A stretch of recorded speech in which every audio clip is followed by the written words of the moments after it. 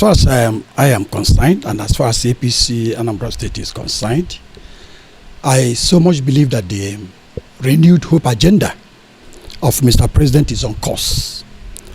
But before getting into the renewed hope agenda, I think there's need, for us to have an overview situation before Mr. President came on board. Of course, you agree with me that Nigeria as a country was in a state of hopelessness by the time Mr. President came in. The country was completely flattened, living on borrowed money to implement almost virtually everything. That was the situation in the country before Mr. President came in. On the 29th of May 2023.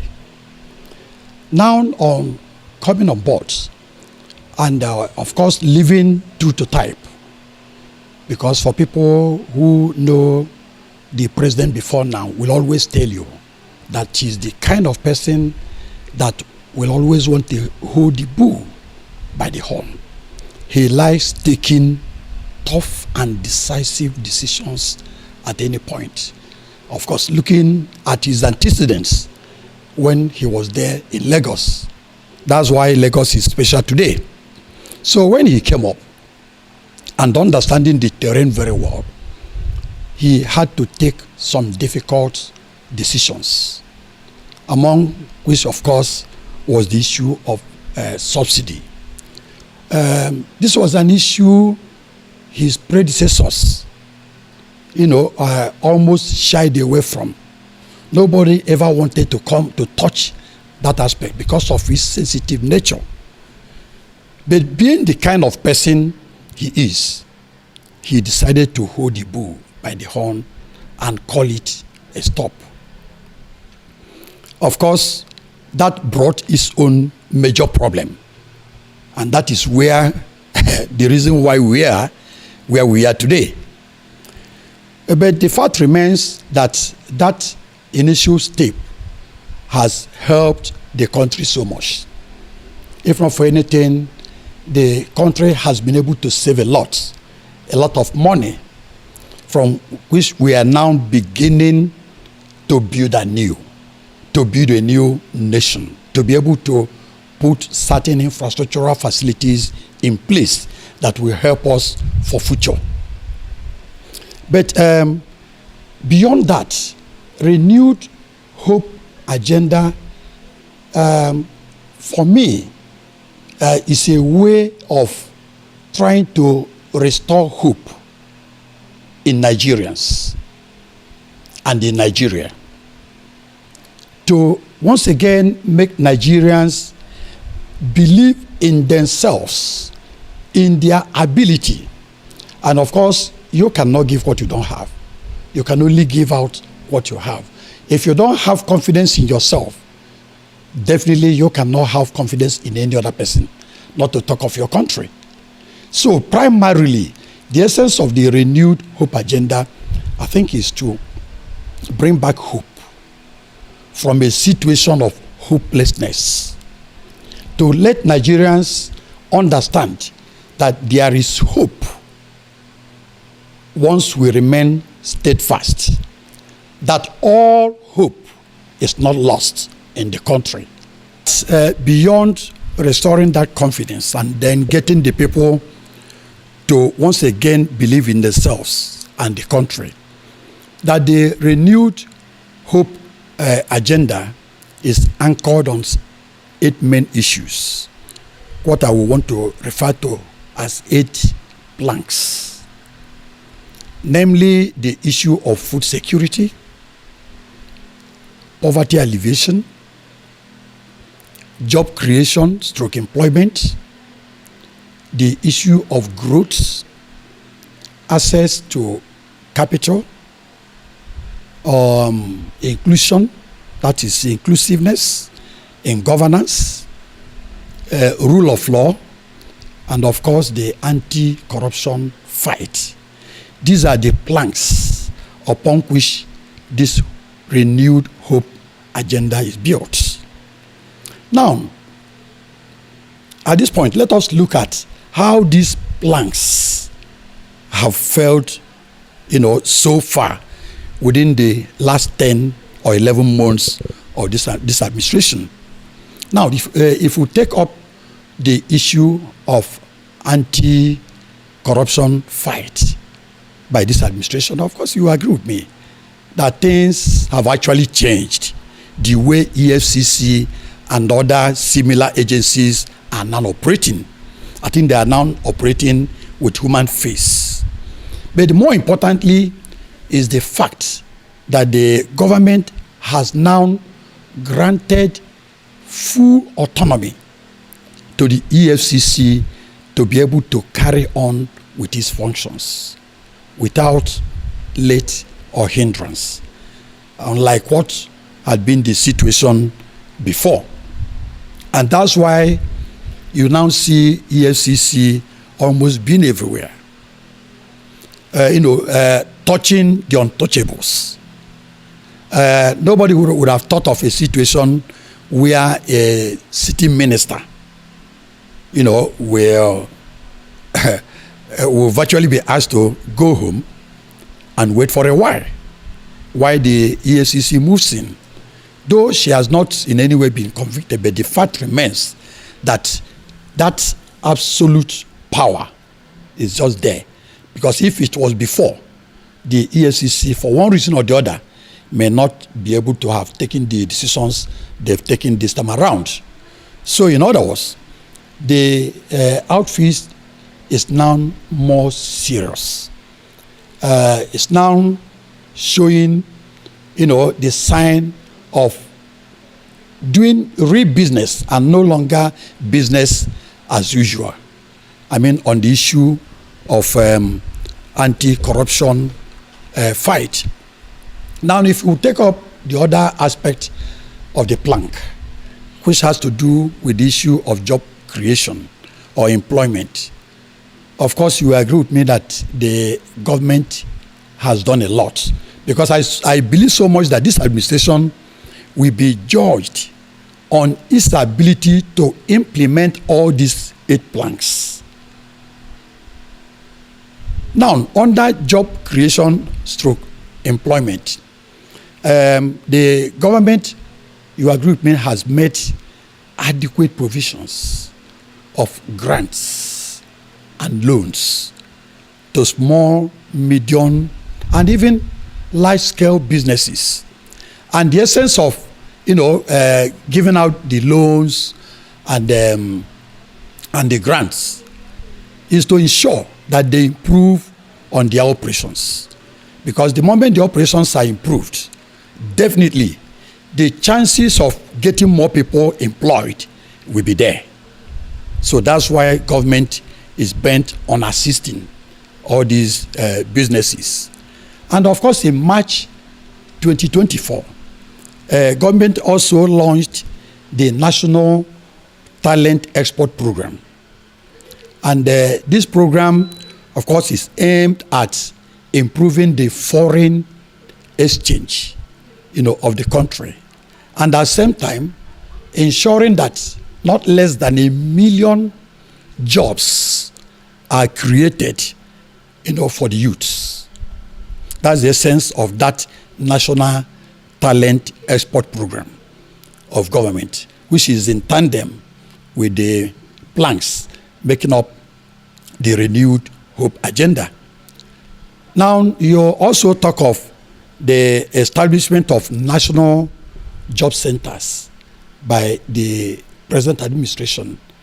The idea is to match available vacancies in industries and other businesses.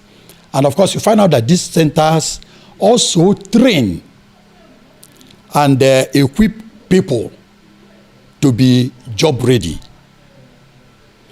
Now, it's on record that this administration is also making efforts to create million jobs, under the digital economy.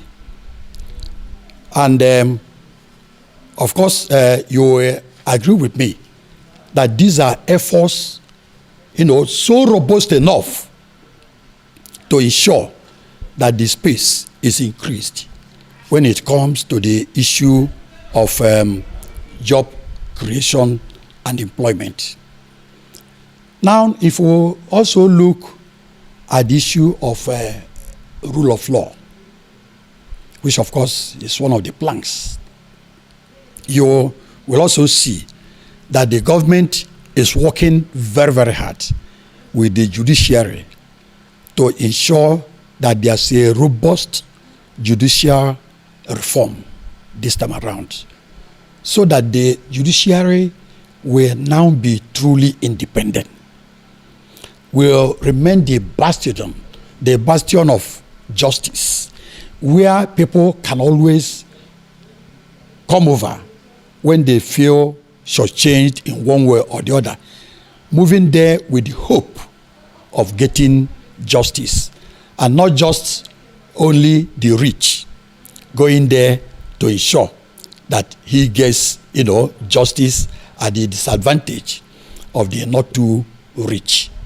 So the essence of this reform is to make the judiciary more robust and truly independent.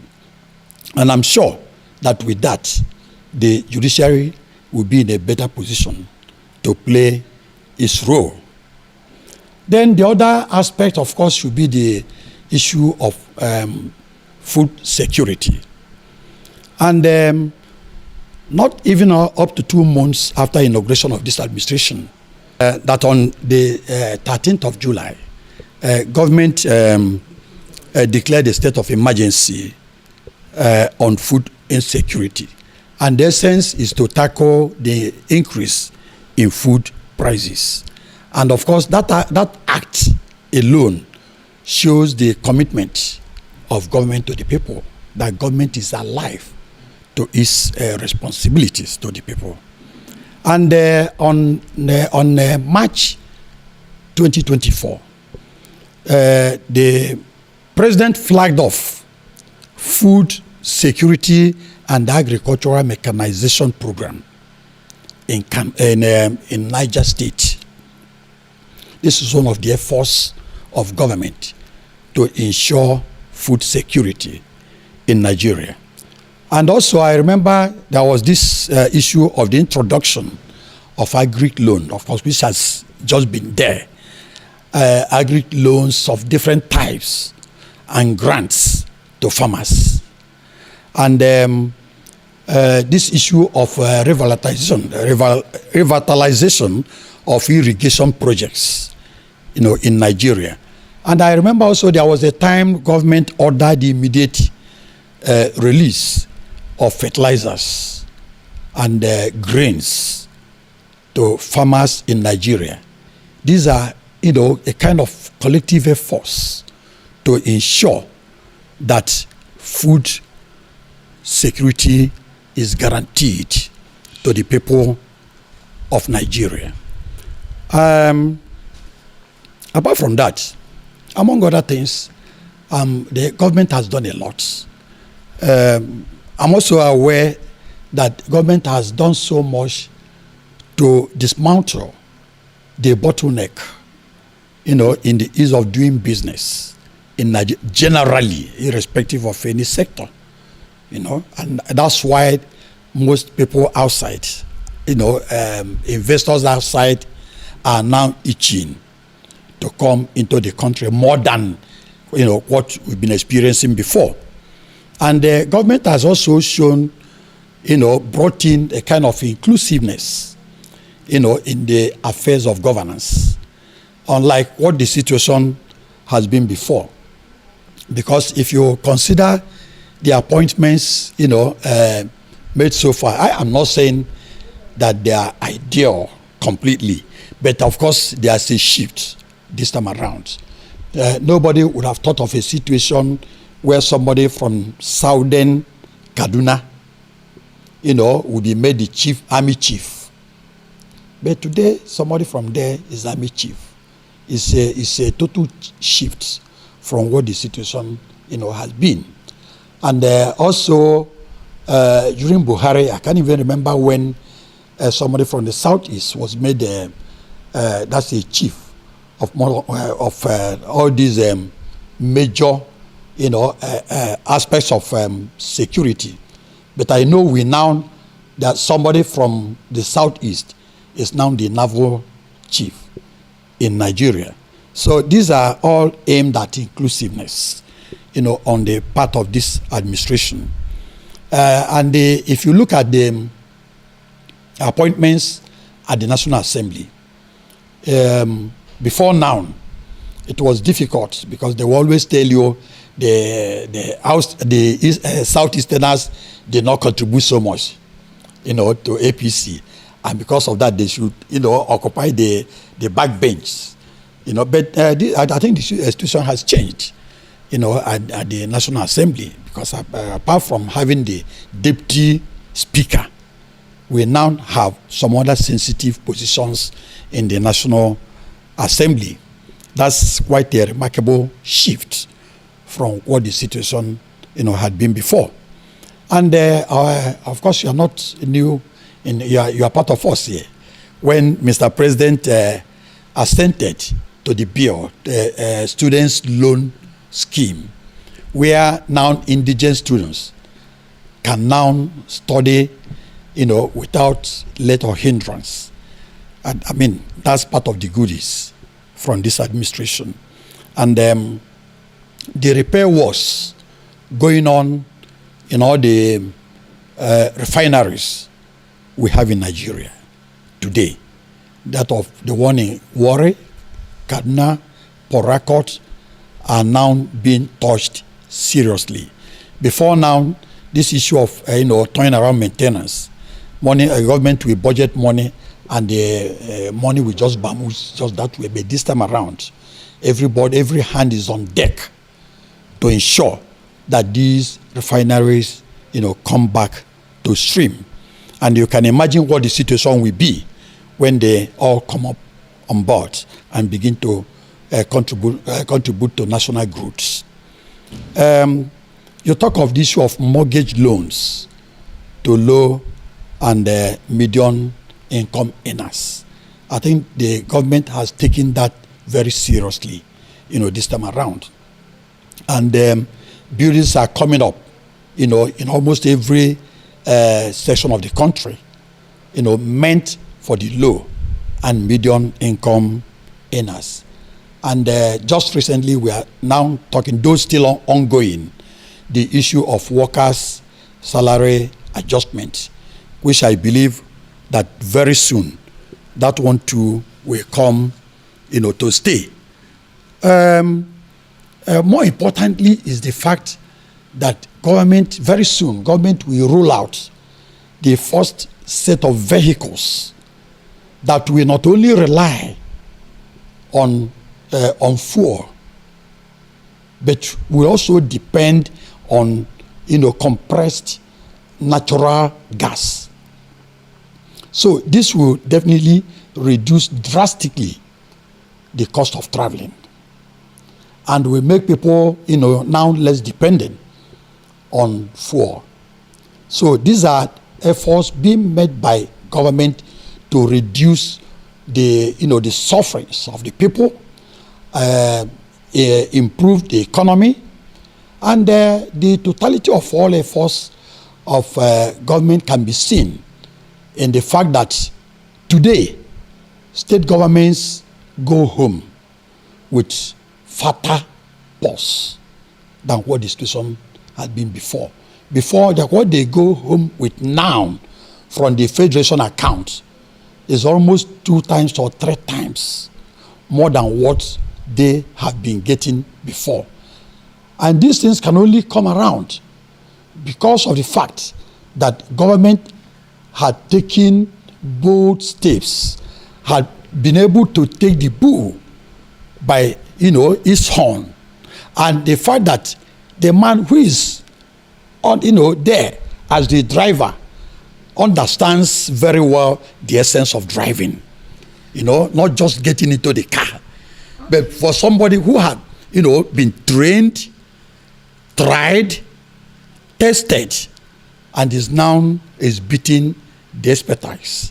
and for somebody who also has the pedigree, considering, his antecedents when he was there in Lagos, when Lagos was nothing, but today, Lagos is the topmost in almost everything in Nigeria. And of course, our prayer is that he replicates those things he did in Lagos at the national level.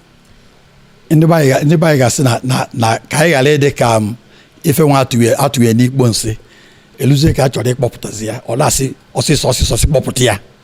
You see, the fact remains that Rome was not built in a day. My advice to the masses, to Nigerians, is that first of all, we should pray for the man at the helm of affairs in Nigeria. Nigeria is not that easy.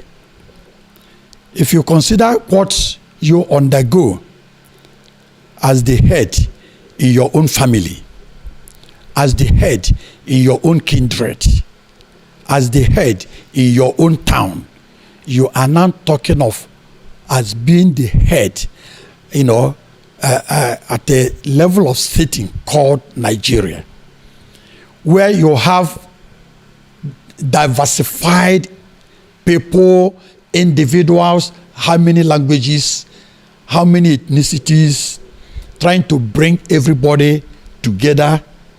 I mean, you agree with me that it's not easy, but the fact remains that uneasy lies the head that wears the crown. And of course, even the Bible tells us that we should always pray for those in authority. So my advice is that we should always pray for our leaders, because with prayers, everything is possible. And more importantly, is that as people, we should learn to be a little bit patient. This administration has been in place for barely 10 to 11 months. And there's obviously no way, even if he has the magical wand, cannot be able to change things overnight. A rotten situation cannot be turned overnight. It's something that has to take, a little time. See, let me bring it home. If you are a construction worker and you want to reconstruct a very bad road, you don't just get in there and begin to pour asphalt on top of that bad road. No. You must first of all scrape out the bad size of the road. And the moment you finish the scraping, the road will be very, very empty. That is the situation with Nigeria. And if I also should bring in another analogy, if you're a farmer, for you to bring home good yields, you need to plant first. And those seeds must decay. They must decay before coming up. Ndị Bible sị na ji epuro me, ji ererure na ọma mpuo me. Ọ ife ndị Igbo na-ekwu. Ji ererure ọma mpuo me. That decay must be there if you are looking for the best. It's only then that the setting can be very clear and you now know exactly what you are building. So I think we are at that decaying period. But we are hoping, seeing the light on the end of the tunnel, that decay is for good. It's not, but not for worse. So I urge Nigerians to be prayerful, to pray for those of our people in office, particularly Mr. President, to also give time, allow time, and also should be patient enough. I'm sure that by the time all these endeavors he had gotten into begin to yield fruits, I think we will all be best, for it. right away, the Dangote is on stream. Very soon, the other refineries that are undergoing rehabilitation will also come on stream. And when you join that with what the Dangote is about doing now, you agree with me that things will definitely, turn for the better. Not only that, the foreign exchange will now begin to come in. What we've been spending, just out there, will just now remain here with us. And we'll now begin to, shout hallelujah. I think so. The bottom line is that prayer, patience, and giving government some time to enable all these efforts to come to light.